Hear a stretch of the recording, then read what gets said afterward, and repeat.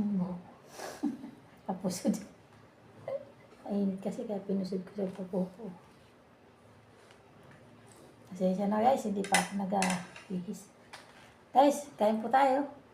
Ito po ay kararating na namin galing magsimba. Kanina lang. Kararating tayo. Tapos ito guys, nagluto lang, bumili lang po ako ng fried chicken. Yun lang po ang ulam namin. Tapos ito, nagsaing kami ng kanin. Tapos ito po yung pinaka-sauce niya. Ayan. Tapos meron kaming juice. Ayan. Ayan. Tara, kain po tayo guys. Kain po tayo. Ito na naman po tayo. Kainan na naman. Thank you po Lord sa blessing. Ayan. Ating mga kami. Ito po, special sa amin to. Special na tong Kamay ko na yung ulam kasi matigas eh. Pero sa abroad, pangkaraniwan ng pagkain. Ay. Fried chicken. Yan. Kamay na lang kaya. Oh, hirap po tirahan na. Kain po tayo guys. Kamay na lang. Kain po tayo.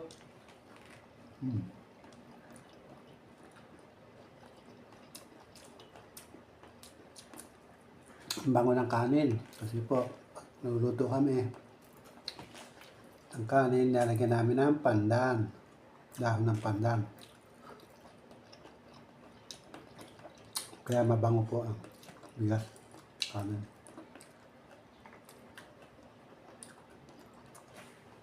Bumili na ako ng luto kasi mas mura-mura yung fried chicken na luto na. Sa isda. Mahal po ng isda eh. Saan hindi ako nagluto ng gulay, may nagluto pa ako eh.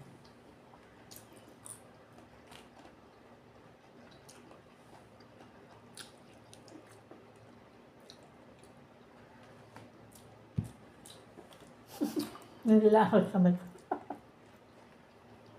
Bisa na magkamay. Pasensya na kayo kasi hindi kasi ako talagang at ako mahirap lang.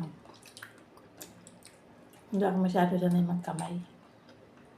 Kasi bata pa ako, sinanay ako ni mama magkutsara. Kaya hindi ako masyado sanay sa kamay.